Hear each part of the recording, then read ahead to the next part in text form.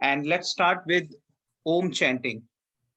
Exhale completely, the way we do in the morning session. And now deep inhalation. And with exhalation, we'll start chanting Om one time.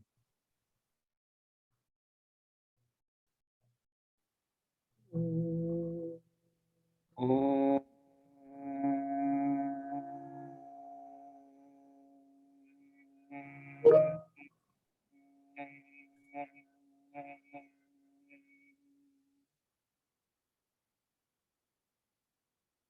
So today's topic in this series, 14th edition of BWise Connect, is Yoga and Spirituality, a neurologist perspective.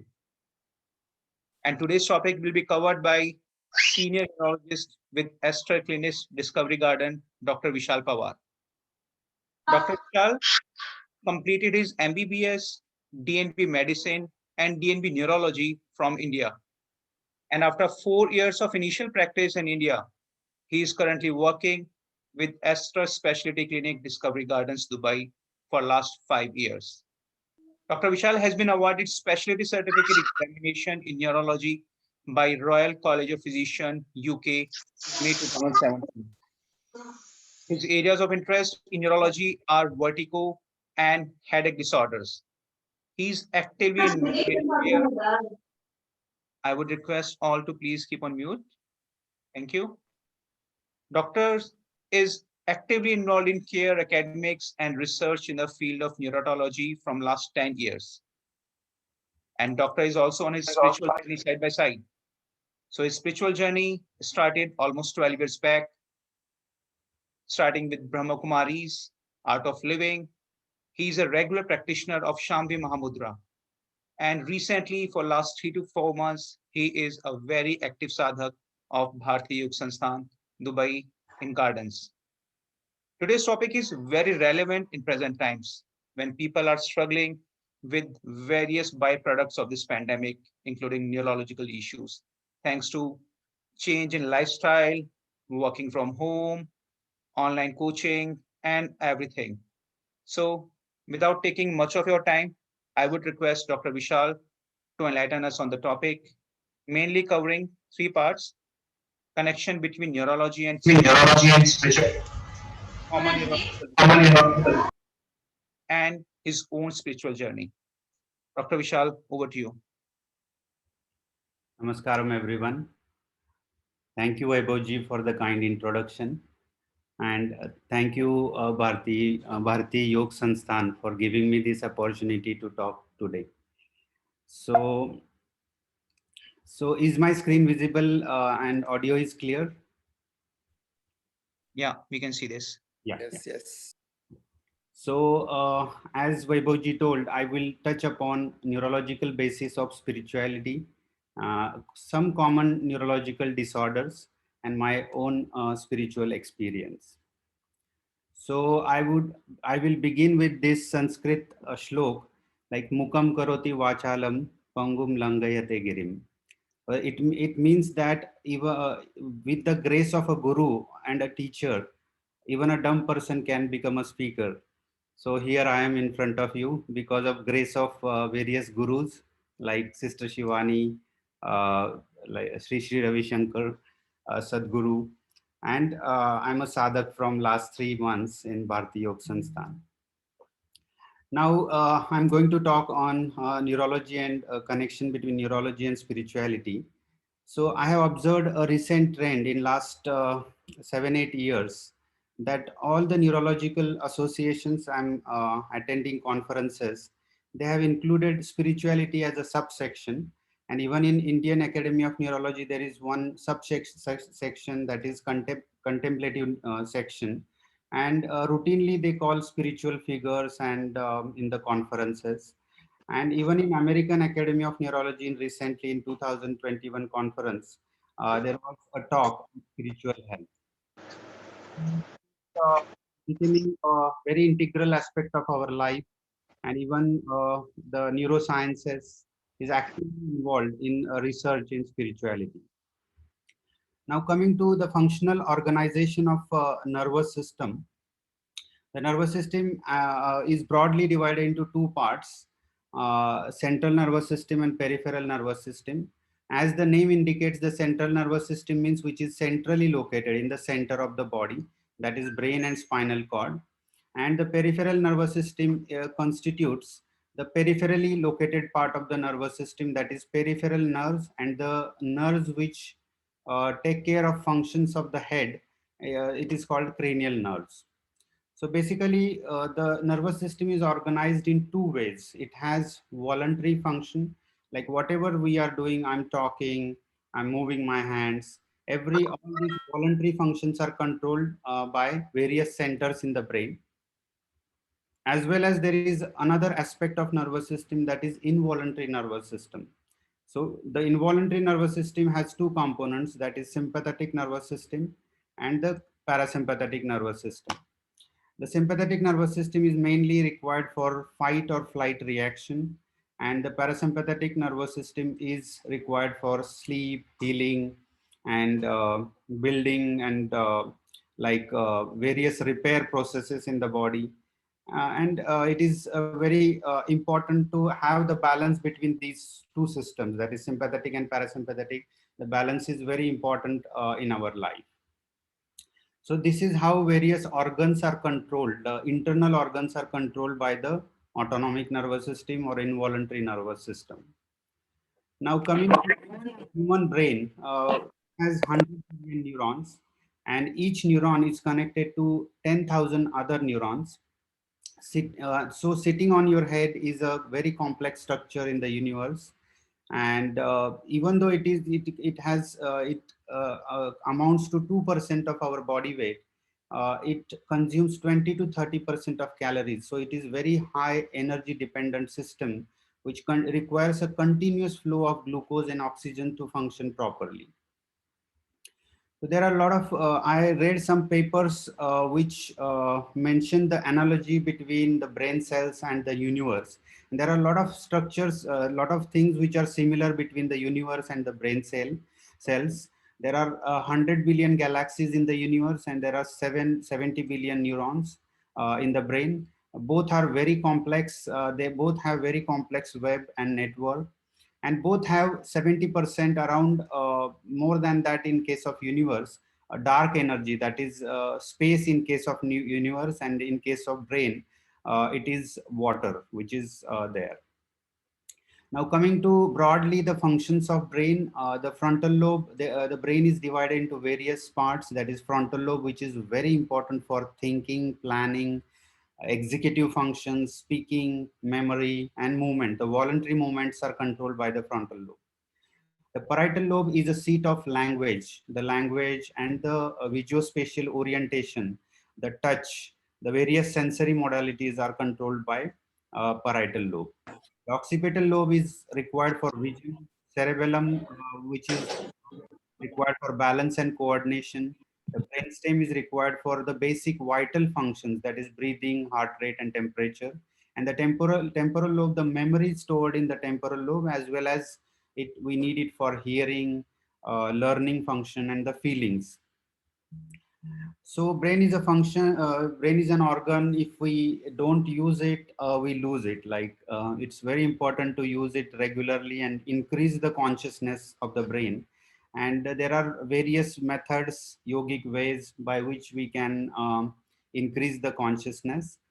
So I'm going to discuss that later. So the brain is basically divided into two parts, like the left part and the right part. The right part of the brain is creative brain, and it is the centers for spirituality, and are located in the right side of the brain. And it is mainly dependent on imagination and symbolic memory. Non-verbal form of memory is stored in the right brain, and the left brain is more of academic. It is oriented in case in more of details. And you can imagine the right side of the brain when we are doing yoga in the community park, we are using more of our right brain. And when we are in the office or at the home, we are using more of a left brain. So there is one theory which is called as triune brain theory. which divides the brain into three types of brain. So reptilian brain, the mammalian brain, and the human brain.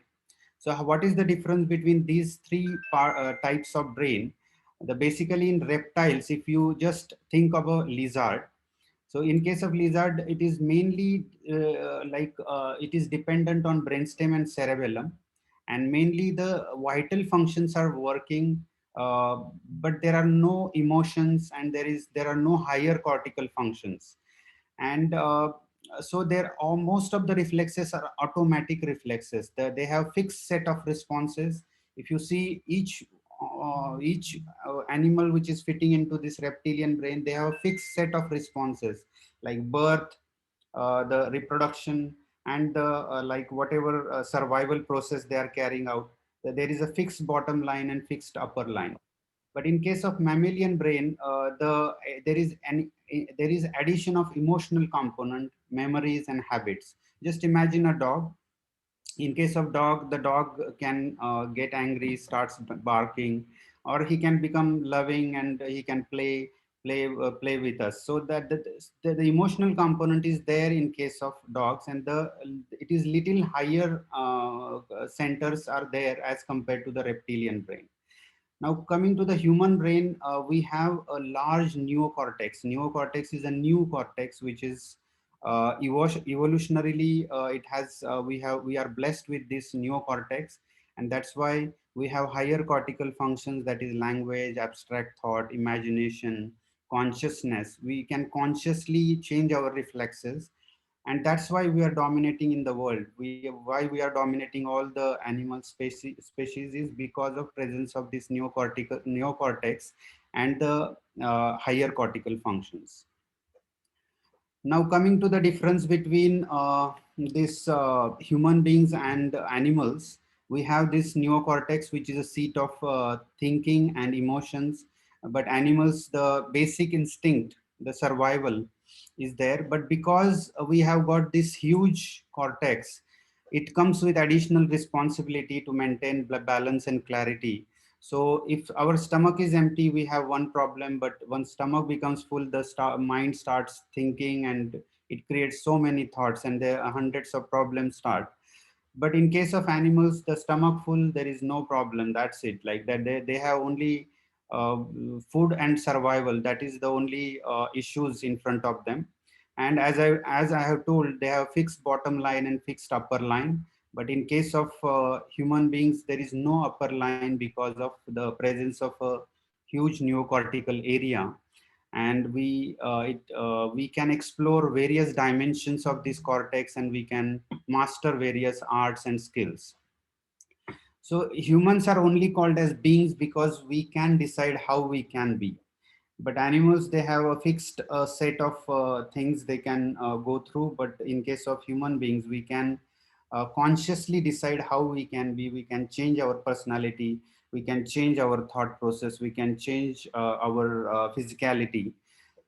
Now, coming to life's big question, who am I?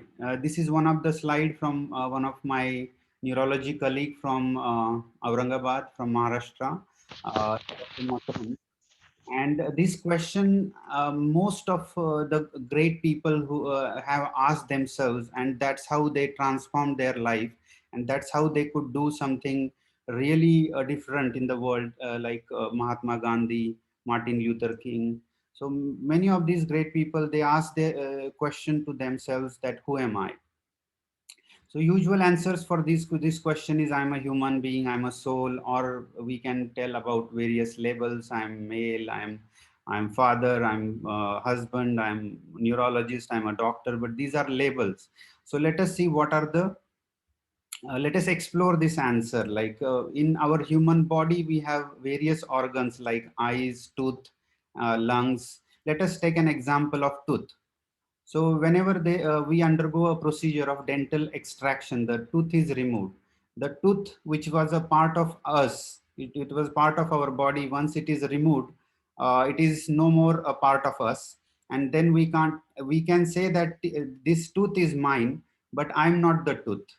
but which is the organ for which after removal we can't say that we I'm not that organ. Like for example, suppose a person's kidney is transplanted, uh, we can't say that I'm my kidney, the kidney was mine but I'm not the kidney. But suppose a person's brain is removed, the personality there is currently there is nothing called as brain transplant. But suppose in case it comes in reality, the memories and the everything will change, the personality of the person, the way the person starts thinking will completely change. So what we are is decided basically by our brain. So what we are, what our thoughts, whatever thoughts we generate are generated in the brain. So who am I? The answer, simplistic answer is you are what your brain thinks. Like everybody thinks differently, and who is everyone is what you are thinking right now. So like coming to a deeper aspect of this question, like there are three layers to this question: who am I? So what I think I am is one answer. What others think about me is another answer, and what actually we are is another answer. Actually we are something different, but because of various environmental influences and various lifestyle things, we become different. Hierarchy of the mind, this is ourself, this is our intellect which is guiding us. These are the strings which are attached, the strings are nothing but the mind. And these are the various organs, the horses are nothing but the various organs, various materialistic things, like money, power, land, or title. So the mind is controlling, the mind is basically under the control of the intellect. And the mind decides, mind many a times it is not under control of the intellect also. And that's how our situation is. But when we turn inward instead of turning outward, whenever we turn inward, that is the process when we start realizing the true nature of ourselves. And that is when we realize what actually we are. Now, coming to the difference between the intelligence and the intellect is nothing but the creating thoughts for our survival. So currently, whatever thoughts we are creating are just necessary for survival. They it is for our survival, for our happiness. But the intelligence is a process which is conscious or subconscious process, which is managing and conducting the complex body mechanism. So there are a lot of complex mechanisms in our body. For example, when we eat the food, that food becomes a part of ourself, that there is intelligence in every cell of our body which is reacting to the external environment. And that is intelligence, which is nothing but the source of creation. It is nothing but the creator is hidden in that intelligence. Now coming to the where is the mind located, where is the location of mind? Like mind is located in the electric and chemical circuits connecting the different parts of the brain. For example, different parts of the brain are generating different thoughts, and the mind is nothing but the neuronal circuitry between these connections is nothing but the mind.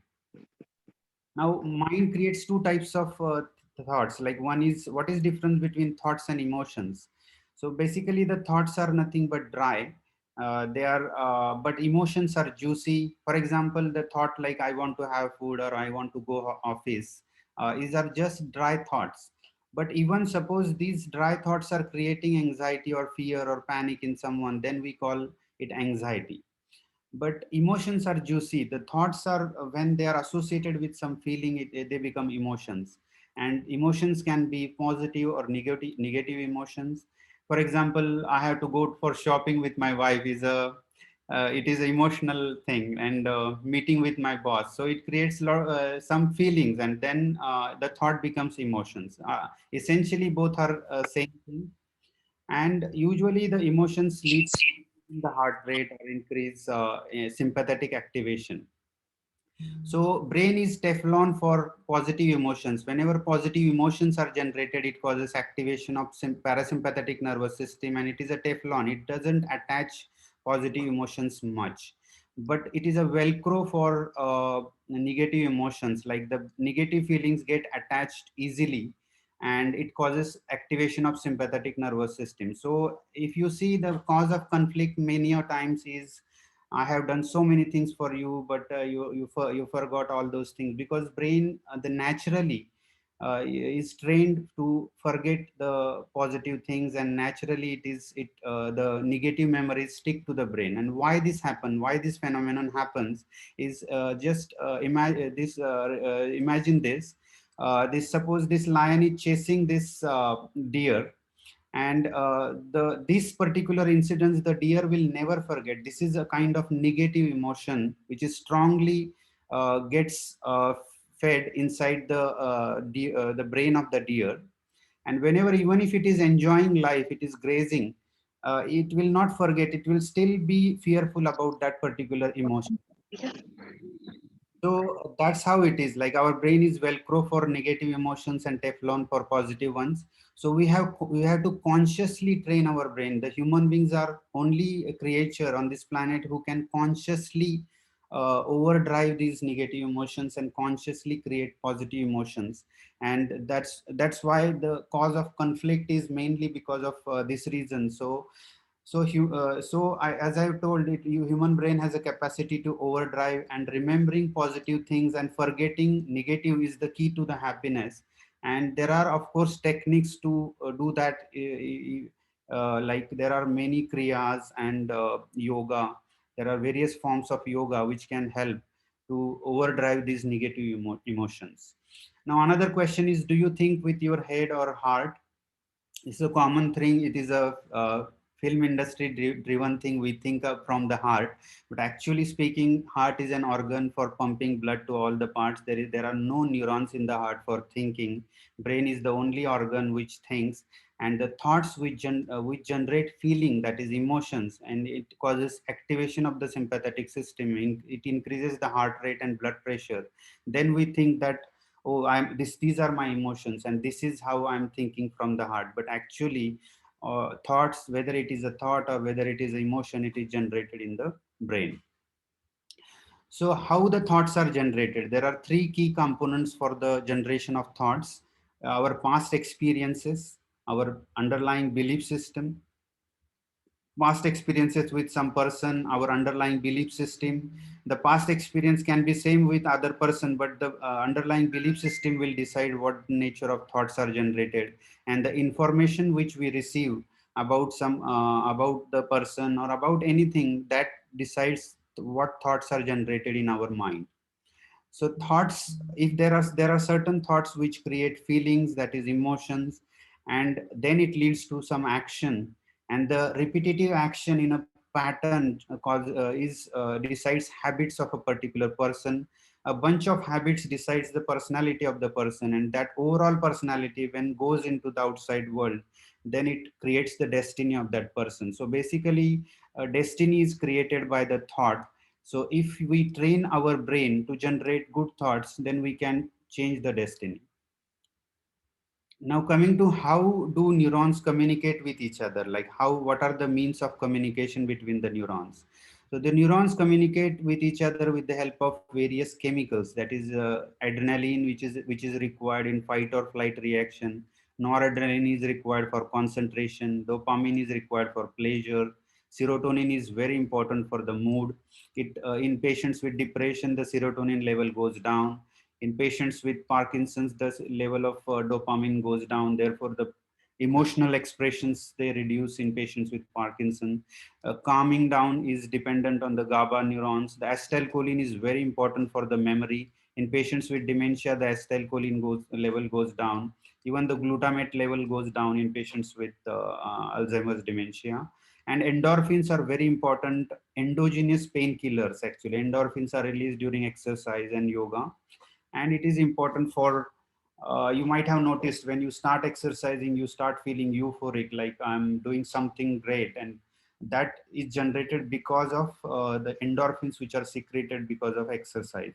There is one more neurotransmitter which is secreted in the brain, they have intentionally labeled it as anandamide, the neuroscientist, because it creates anand, that is happiness. And so there are endogenous receptors, cannabinoid receptors in the brain. The scientists were surprised that Even when the cannabis in the earlier like in the past the cannabis was not consumed, they found that these cannabinoid receptors in the brain. And why the evolution has created these cannabinoid receptors is because of the body itself is capable of creating endogenous cannabinoids. So we can create a chemistry of ecstasy inside our body by doing, there are some kriyas and some forms of yoga by which we can generate these chemicals and generate happiness. Now, coming to the WHO definition of health, health is a state of complete physical, mental, and social well being, and not merely absence of disease. And let us explore the spiritual definition of health. So, spirituality, like the yogic culture, divides the body into various parts. That is Annamaya Kosha, which is nothing but our physical body. The Pranamaya Kosha is nothing but our energy body, the amount of motivation, amount of energy we have to carry out activities is energy body. The mental body is nothing but the way we think, that is brain. And the Vijnanamaya Kosha is nothing but the knowledge we acquire. And the last stage of this is bliss body, that is Anandamaya Kosha, which we are aiming at by doing this yoga sadhana. We are aiming to achieve that bliss body. Now coming to can mind be changed? What are the ways by which we can change the repetitive patterns in the mind? How we can erase the negative things and how we can generate the positive thoughts. It can be done by behavioral therapies and counseling. It can be done with consumption of yogic food. It can be done by exercises. And of course, yoga and spirituality is one of the method to change the mind. So diet has a lot of role in the way we think. The kind of emotions which are put while cooking are also very important, and the type of the quality of diet is also very important, which decides the quality of our emotions. There is one shloka in Bhagavad Gita: only those people who eat moderately, live moderately, work moderately, and sleep moderately, and destroy all misery can succeed in the yoga. So yoga is basically the union with the world, and how much we are in sync with the nature is decided by how we eat, how we live, how we work, how we sleep. Now coming to the spirituality, the quality of beings, it is nothing but a quality of turning inward, turning towards our ultimate like nature, and turning towards our spirit and soul, is as opposed to turning towards the material and physical things. And spirituality is nothing but realizing that there is something greater than myself, something more to being human than the sensory experience. Currently our experience is limited to five senses, and spirituality is something which will give us out of body experience, and something which is beyond our experience of five senses. And the examples of spirituality are voluntarism, social responsibility, optimism, contributing to society, connectedness with others, feeling or belonging to a part of group. So whatever we are doing, conducting this activity, or daily we are doing yoga sadhana, this is a very much part of spirituality. And there are three pillars. It improves our relationship, it gives good values, and it gives purpose to the life. And the ways to practice spirituality are yoga sadhana and meditation, and these are the various qualities of a spiritual person. And basically yoga is a process of replacing our old patterns with new and more appropriate patterns. So if we change the patterns, the body and mind, the way we breathe, slowly the patterns change, and slowly the changes in mind start happening. And this is one of the shloka in the Patanjali Yoga Sutra, in which it mentions that for the experience of yoga, mind has to be still. Mind is limited, divine is unlimited. and unlimited cannot be experienced using limited. So there are various methods by which we can explore this dimension, and it is something which is an experiential dimension. It is something very difficult to prove to a logical mind. So it's something which can be experienced, but it cannot be demonstrated to someone. Now coming to the breathe, which is a link between the body and mind. That's why we do pranayam, which is a very integral aspect of the yoga sadhana, and it helps to connect the body and mind. It helps to create a little distance between the body and mind. Now what is meditation? Like, it's not like suppressing the mind, don't create the thoughts, or creating different types of thoughts. So basically meditation is not a way of making your mind quiet. It is a way of entering into the quiet that is already there, buried under the thoughts. So basically it is a way of training your body, and basically we should make the body and mind receptive for the meditation. It is very important to form a very good base in the body by doing yogasanas and the pranayam for the mind. And that's how we can achieve a level where we can go into the meditative state.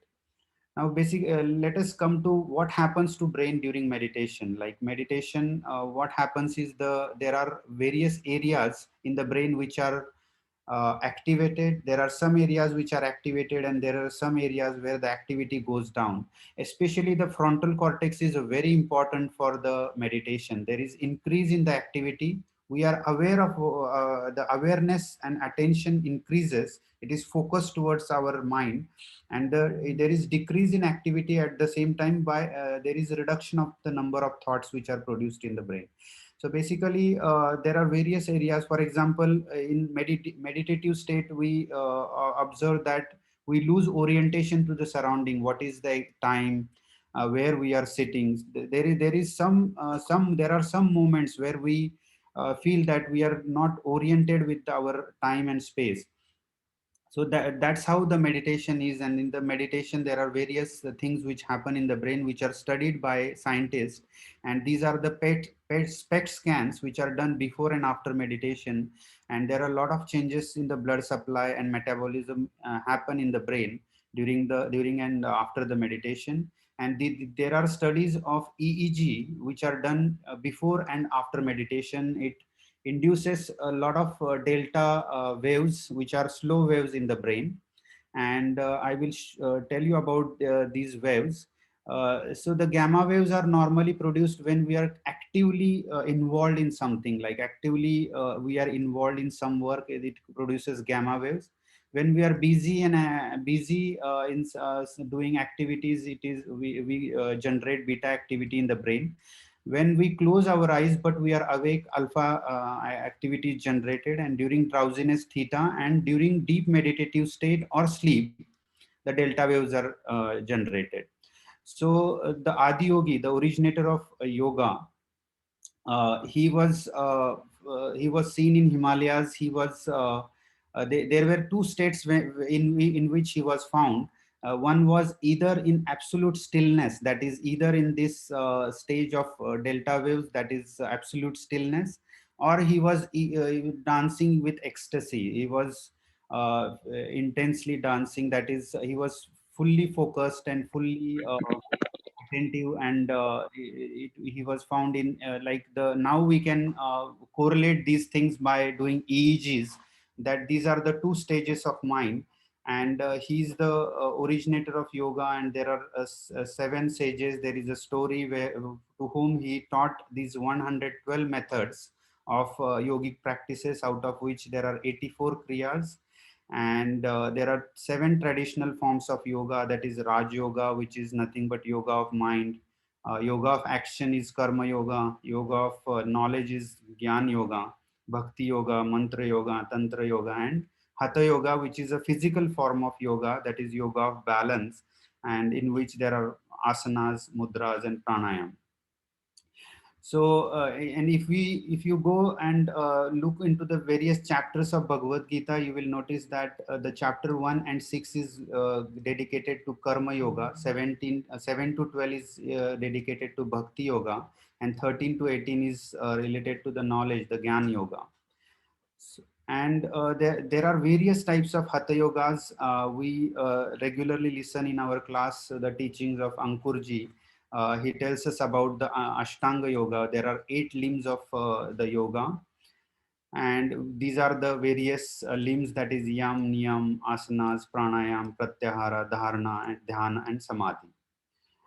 Now, coming to correlation between the nadis, chakras, and nervous system, there are various nadis, that is channels of flow of prana inside our body, and there are various literatures say different numbers, and around there are 72,000 nadis, and the nadis are basically divided in mainly there are many nadis, but they are mainly divided into 14 nadis, and out of them there are 3 nadis which are very important. That is, one is Ida, that is on the left side of the body there is nadi, that is Ida, and which is controlled by right side of the brain. So I was going through this literature, and I was surprised with the this much literature. The ancient people, they had so much wisdom to identify that the right side of the brain controls the left side of the body. Without dissecting the human body, they could come to this conclusion by just by yogic experience. They could feel those nadis, the impulses which are traveling through the nerves. And so the right side of the body is controlled by the these nadis, which is called as Pingala, and the left side of the brain controls the right side of the body. And in our anatomy in the first year MBBS, we have something called decussation. The left side of the brain controls the right side of the body, and right side controls the left side of the body. So there is a decussation, that is crossing over, which happens in the at the level of medulla. And similarly, in case of yogic science or yogic culture, the crossing over happens above the level of nostrils, and that corresponds to the medulla. And the left side of the brain controls the right side of the body. Similarly, the right side controls the left side of the body. And the various chakras which are told us during the meditation, they corresponds to various nerve plexuses. There are some studies I have came across who try to correlate between the various plexuses with the chakras. And actually the plexuses are little physical form, but the impulses which are in the plexuses is nothing but the subtle form, and which is nothing but the chakra. And these are the some like papers or studies which I found in the literature. And so the average individual, what happens is the energy is stored in the form of kundalini, but it is blocked because this sushumna, the central part of the this nadis, is closed, is blocked. So, but with the help of various kriyas, pranayam and kriyas, we devitalize our body and open the sushumna.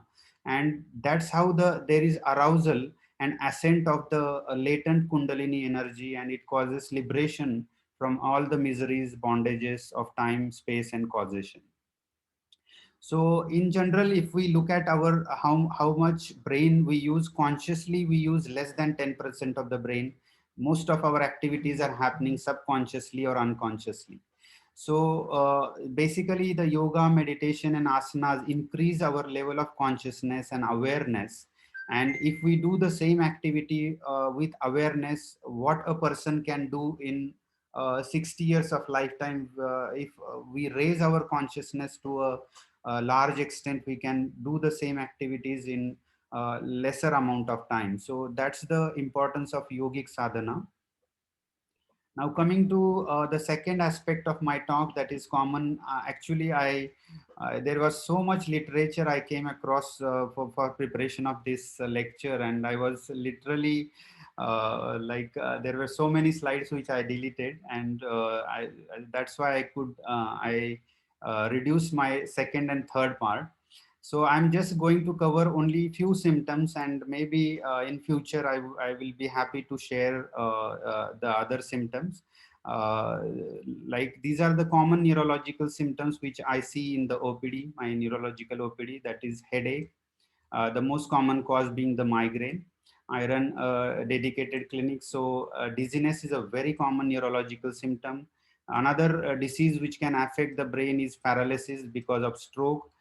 Fits and seizures are very common, and the sleep issues.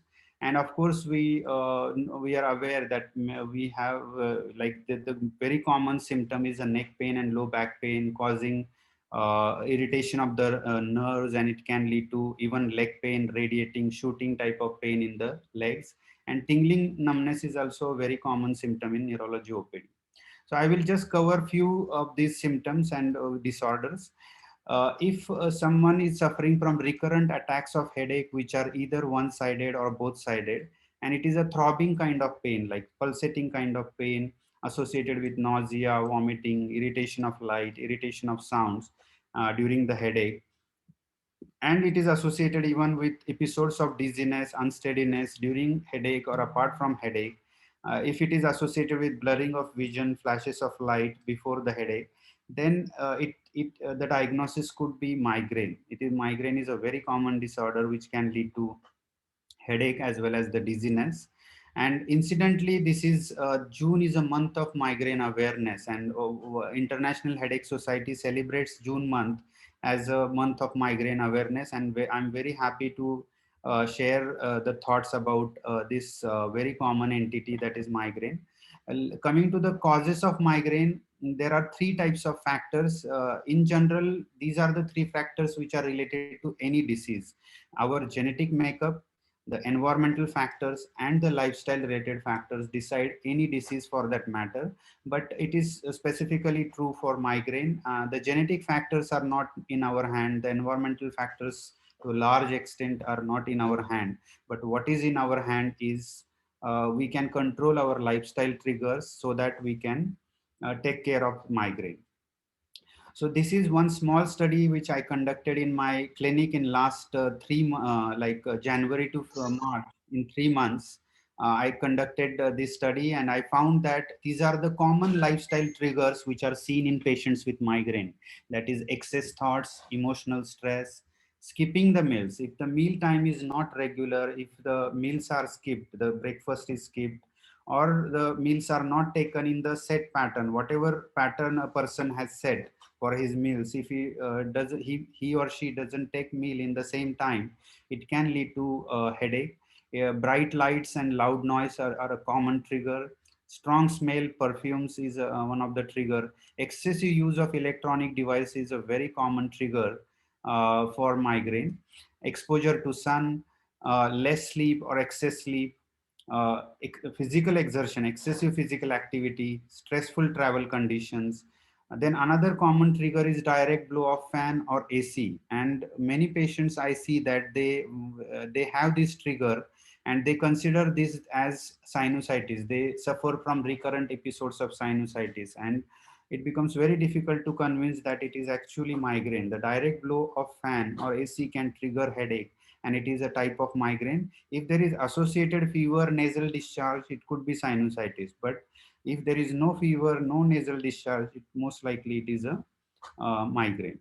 Then dehydration, not drinking adequate water. Many females have attacks of headache before or during the periods, like they can get migraine attacks, which is specifically called as menstrual migraine.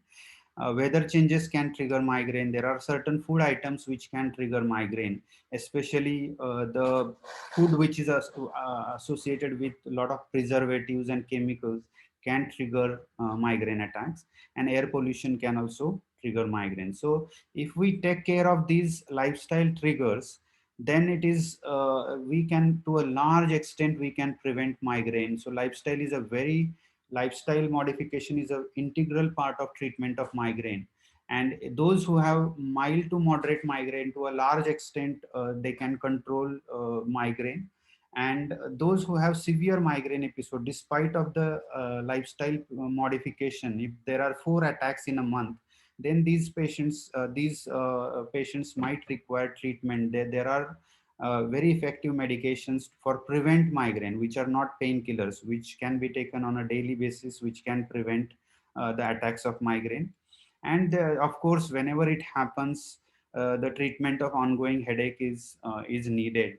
Whenever it starts, it has to be treated. If it is not treated in time, it can go on for, I have seen patients, it is going on for 2 to 3 days, or sometimes even for a week. On a daily basis, the patients suffer from headache if it is not treated in time. Now, so these are the principles: eliminate stress, regularize your routine, adequate water intake, avoid anything in excess, and dietary control. These are the common lifestyle solutions for migraine. Now, coming to the next symptom, that is dizziness and vertigo. Vaibhavji, let me know if once do I have 5 or 10 minutes more, or shall I stop here?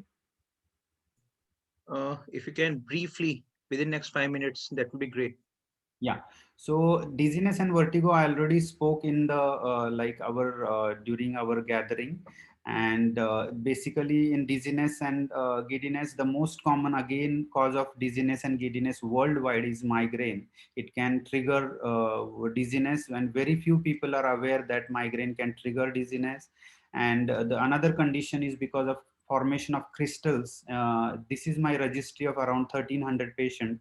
Of course, there are some serious causes of this condition which needs to be examined, and it's very important to consult, take proper consultation, and chalk out what is the reason behind. Most of the times it is underlying migraine or BPPV, which can be treated by certain positioning maneuvers, which doesn't need medicines. And there are other common things like carpal tunnel syndrome, and our yogic practices definitely help to prevent these conditions. And this important thing I would like to tell everyone is, if there is sudden onset imbalance, sudden onset visual loss, sudden onset facial weakness, arm weakness, or the speech becomes slurred, time is very crucial. And this remember this mnemonic: be fast. There is one injection which is available, like within 4.5 hours. If it is given in patients with stroke, it can dissolve that clot, and patients can regain the quality of life. So stroke prevention, again, these are the things like control of blood pressure, diabetes, cholesterol, weight loss. The body's requirement is minimal from us. Just 30 minutes of walk every day, not even every day, 5 days a week, is that is the requirement of body to prevent a stroke, prevent a heart attack. So the requirements of body are minimal. If we just follow some simple precautions, it can help to a large extent. And yoga can help to a large extent for health promotion, preventing the inception of disease, treatment of pre-symptomatic disease. But once the disease happens, it's very important to treat early, because that can lead to complications and problems. And the last thing, in few 1 or 2 slides, I will explain what changes happened in me after you like I there are a lot of physical things which happened. My weight reduced from 75 to 65 in last 2 years. Then the baseline heart rate went down from, I am monitoring from last 2 years, so baseline heart rate went down from 85 to 65. The breath holding time has increased from 30 seconds to 90 seconds by regular Simha Kriya. And basically, I have noticed that all these asanas, pranayams, bandhas, meditation, they especially in me, I noticed that whenever I do Shambhavi, it causes a lot of salivation. Like, then I noticed that it causes a lot of stimulation of exocrine as well as endocrine secretions, and the good neurotransmitters are released in the brain. That's what I feel. That is the reason why it leads to less generation of thoughts, reduces anxiety, stress, fear, anger, and at least you are at baseline peace, not in ecstasy. Of course, there are times when you do your kriyas properly. There are times when you can enjoy ecstasy. You just feel like uh, there are days when you feel just happy without any reason. And I have experienced few times in last 2 years, and only 2 to 3 times for a few seconds I have experienced the state of nothingness. There is no body and no mind, just only 2 to 3 times, only for a few seconds I have experienced. I hope that state of nothingness comes often. And since the time I have joined these BYS classes from last 3 months, I really thank Ankurji. My back pain has gone down. I'm able to stand now for longer time. The digestion process has improved. Weight loss, my posture got corrected, and the active time has increased. So I thank all the yoga teachers, Balraj ji, Vaibhav ji, Mohini ji, and Sushil ji, all the yoga teachers for selflessly taking the classes and like spreading health and happiness. Thank you so much. Many thanks, Dr. Vishal. It was an extremely informative session. For the body part that we use the most, thinking about everything else, but we hardly thought about the part itself, the brain. And as you rightly said in the end, yoga is a preventive measure, not a curative measure at large, especially when the time is crucial. So very informative session. And I mean, we always insist, and hence now proved by the professional himself, that yoga and pranayam also help to improve not just physical but mental health. And now we should start using our brain more, our subconscious and unconscious mind, to be more productive. So I would request, if anyone has any query, please quickly put in your chat box, or in the interest of time, you can unmute yourself. It will be great if you can see your face also, and just quickly raise to Dr. Vishal relevant to today's topic.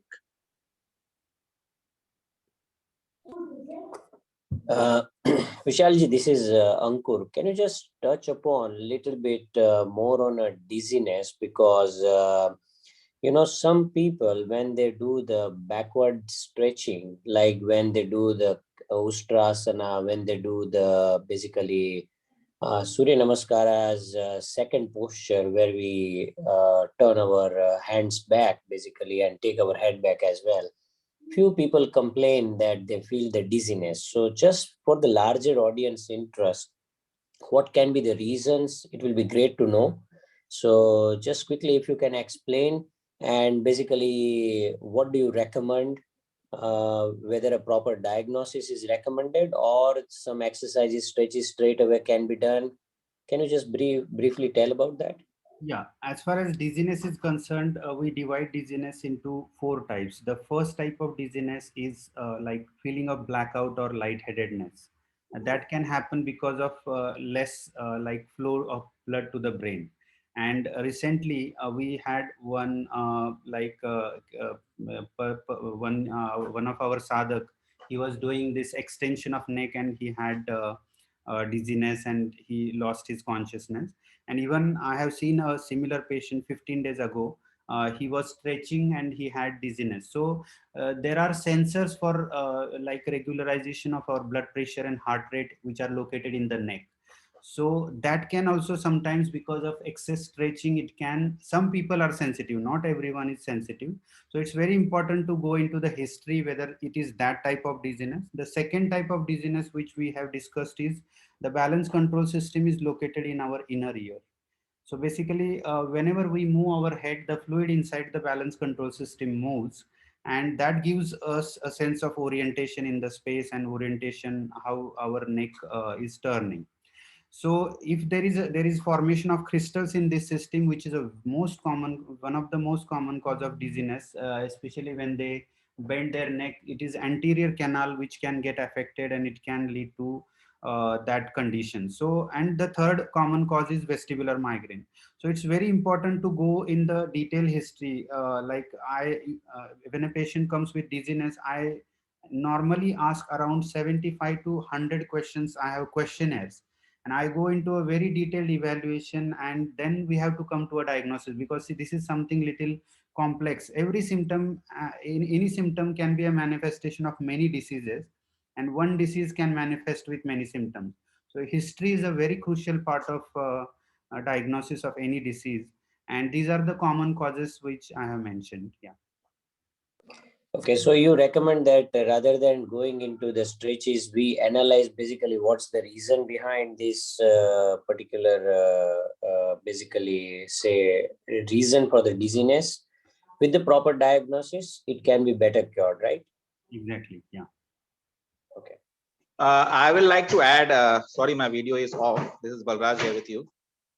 For all the sadhaks who are practicing, and so basically, if you see that any teacher, they always tell you the steps, that these are the steps: step 1, steps 2, step 3, step 10. And most of the time, we also have told that listen to your body whenever you do any such asana, and there is something like extreme or less. There's always, when you move your neck from left to right, there is a step 1, 2, 3, like degree wise, you move your from 90 to 180 degree. So when you're moving this, you see how much you can move the neck. I'm just taking the example of neck. The whole body you can consider in the same line, and stop where you, like suppose you are doing first time yoga or maybe the 10th time yoga. You will see, like, first you move your neck for 10 degree, 20 degree, just see how you can move that. What is the effect coming on your neck? And then slowly gradually increase. What is happening in a class, we have first of all, the teacher cannot take a track of all the students who are there, and even the students, when they are doing, we have always told them not to do not to see left and right or back and front. Just listen the instruction what teacher is saying and perform that asana. What many times where the people see left and right and they see what this guy is doing and then they go ahead. Many times the students, what they do, they don't like go, they just take the speed, like 120 degree speed, they want to just finish it off in one go. So this all the teachers have told from time to time, if these things are taken care, so they can avoid such circumstances to come in that. Thank you. Agree. When we listen to the teacher, we should also listen to our body. Thanks, Balraji. Anyone else? Any questions we have related to today's topic? We would like to raise here. No question as such, but I just wanted to congratulate and thanks doctor for this very well presentation. Especially I like the sequence. Sorry, yeah. The topic was very good, and Sadhak doesn't have any questions. That is a surprise. But some middle part, maybe not middle, maybe around the time of around 35 to 40 minutes time, when doctor was connecting this yoga with this neurologies, the nervous systems and all that. But that was a very good topic actually, which I collected properly. Rest of the things I have to again see his video recording to understand how the nervous system works.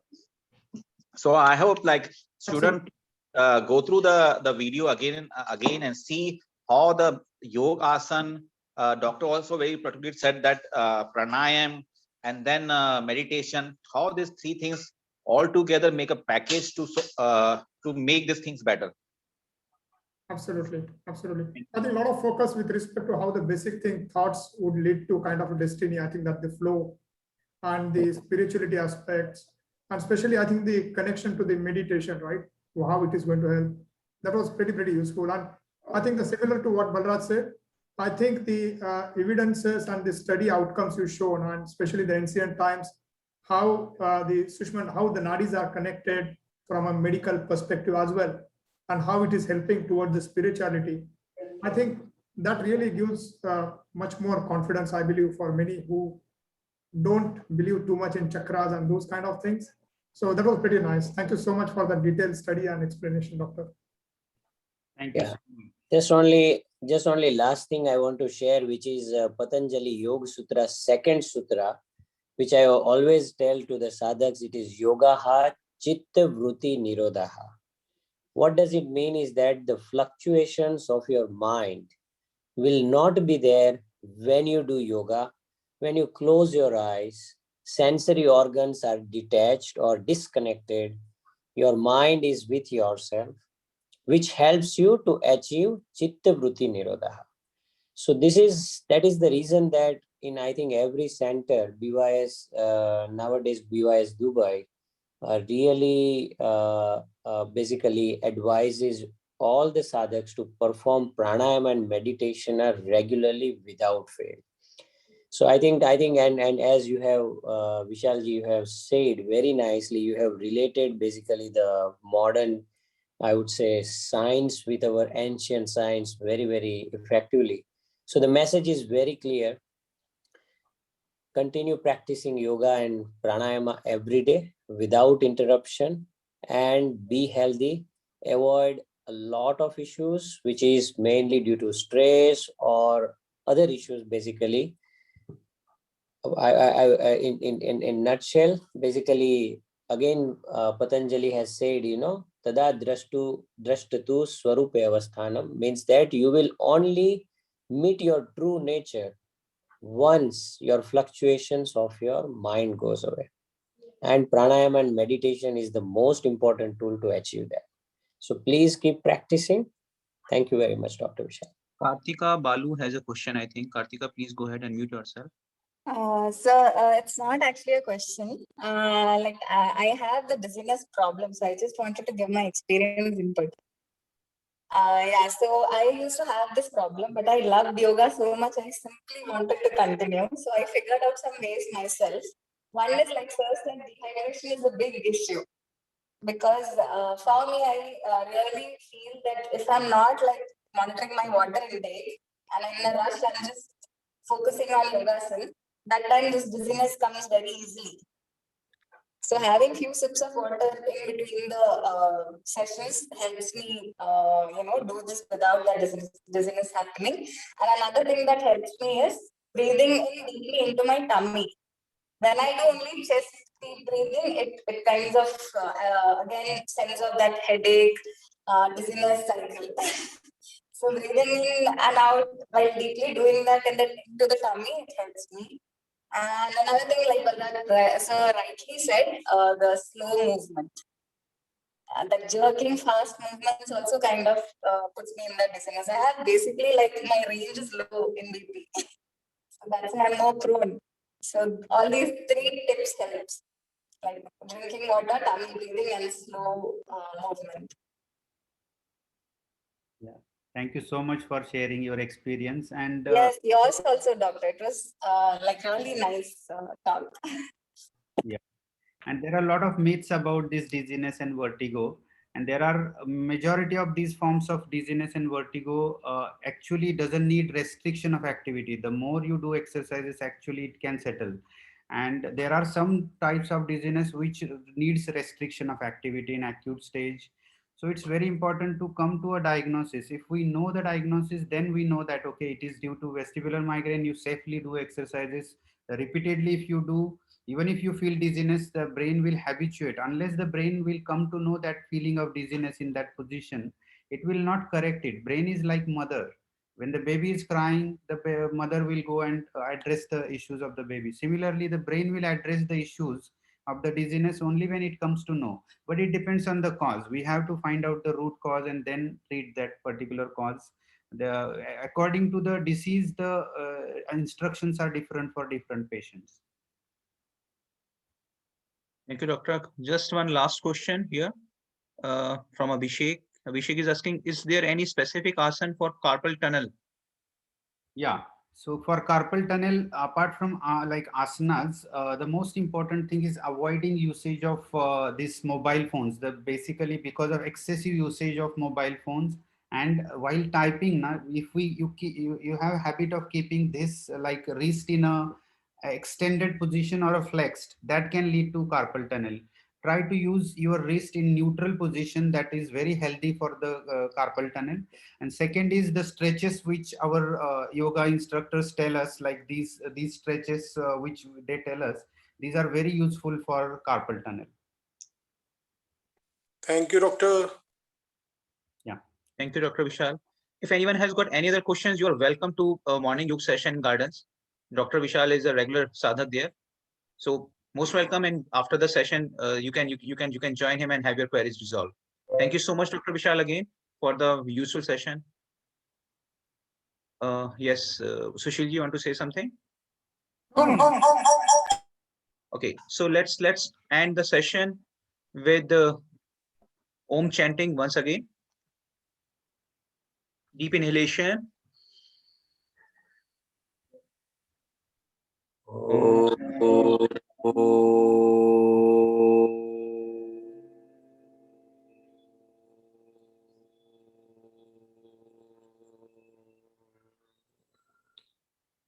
you so much. Wishing Thank a you so much. very good night to all. Thank See you. you. Good night. Bye-bye. Bye. Thank you, everyone. Good night, everyone. Thank you, everyone. Thank you. Thank you very Thank you much. so much. I don't know whether it is the next section or but